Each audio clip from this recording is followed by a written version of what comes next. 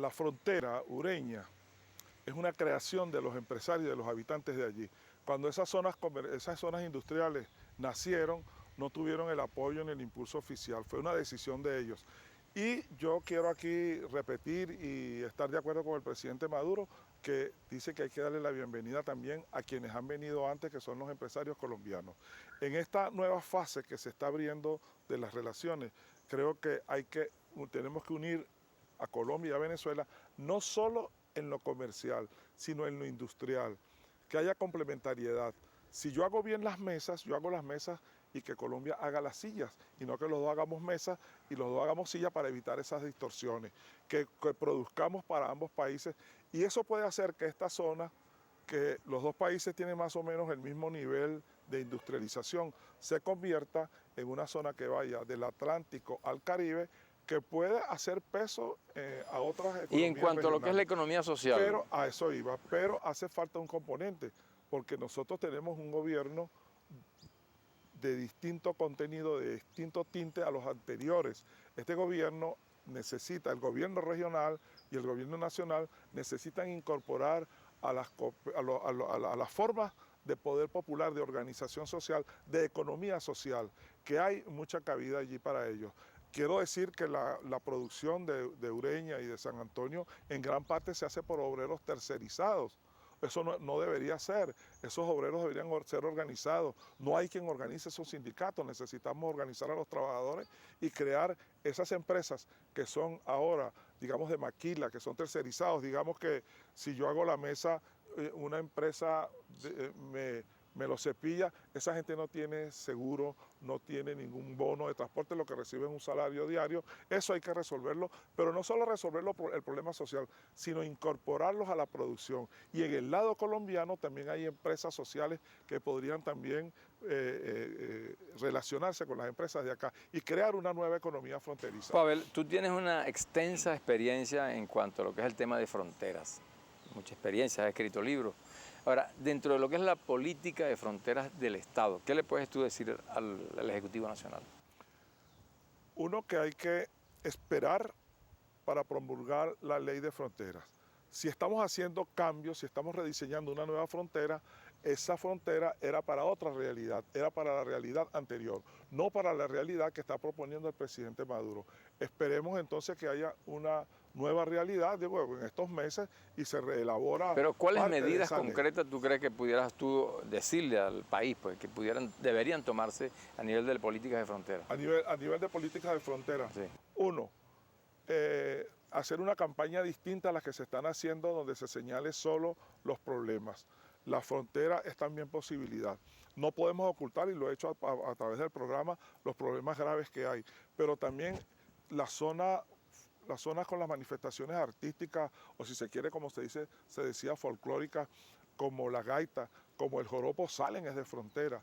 Los recursos naturales del país salen desde los estados fronterizos. La producción agrícola, las zonas productoras agrícolas más importantes de Venezuela están en los estados fronterizos. Son 10 millones de personas a los dos lados, entre Colombia y Venezuela, de habitantes de la frontera, de los cuales 6 son de Venezuela. En segundo lugar... De los 10 millones, 6 son de Venezuela. Sí, en esta frontera aquí de Colombia-Táchira. Me estoy refiriendo a Colombia-Venezuela. Colombia-Venezuela. Desde el Zulia hasta Amazonas y desde La Guajira hasta Bichada. Del lado allá hay 4 millones y de este lado hay 6 millones. Esos 10 millones de personas merecen reconocimiento a su trabajo. No se deben mandar para acá, bueno, como se hacía en el pasado, los guardias o los soldados castigados. Hay que hacer no puede ser un sitio de castigo en la frontera. Un plan de inversión. Hay que tomar medidas para que la gente no se sienta... ¿Por qué poner la alcabala en Peracal y no ponerla a la salida de la ciudad? Que una persona de San Antonio pueda llegar con sus productos hasta su casa. Que el control sea después de Venezuela, no dentro de Venezuela. Hay que desarrollar al lado de los planes industriales que los acabo de suscribir, al lado de la zona económica especial y de las ciudadelas que se creen, se necesita un plan de desarrollo social. Ureña no tiene hospital, por ejemplo. Ureña no tiene vialidad. Tenemos que desarrollar medidas de carácter social también con la población. Ahora, Pavel, nos llamó mucho la atención que en todo este segmento lo que se escucha es la radio colombiana y se ve la televisión colombiana con mucha fuerza. ¿Eso no crees que es un problema que nos afecte desde el punto de vista de la nacionalidad? Contando lo anterior, repitiendo lo anterior, un plan de desarrollo social para la frontera. Las señales. Aquí se ve mucha televisión colombiana porque hay muchos colombianos y hay gente que le gusta la televisión colombiana. Los canales de acá, las redes tienen, los servicios tienen 113 canales, de esos 4 colombianos. Hay como 60 de otros países. La gente no protesta por los canales en inglés que son doblados, sino que protesta por los colombianos. Nosotros tenemos, en el caso del norte de Santander, hay radios de Maracaibo que llegan hasta Pamplona. Entonces yo no... O sea que es mutuo, pues, es recíproca la cuestión. Además que Internet me permite a mí tener acceso a todas las radios, a todas las televisiones. Desde mi casa yo puedo ver todos los canales. El mundo se ha transculturalizado. Sí.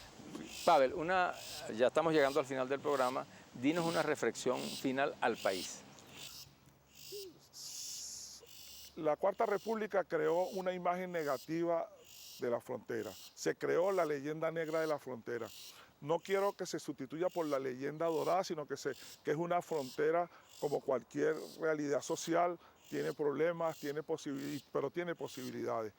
Este momento que ha marcado a la frontera, creo que hay que verlo con posibilidades. Lo que ha planteado el presidente Maduro de construir una nueva frontera.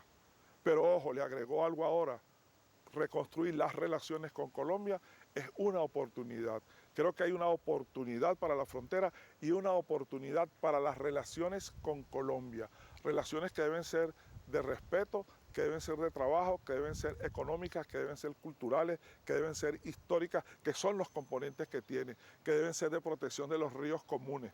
Creo entonces, en conclusión, que la propuesta del presidente Maduro de una nueva frontera, de una frontera de paz y de tener un nuevo tipo de relaciones con Colombia es acertada. Muchísimas gracias, Pavel, por habernos aceptado la invitación y que no ocurran otros conflictos que antes ocurrían cuando estábamos en estas conversaciones para interrumpir estas buenas relaciones.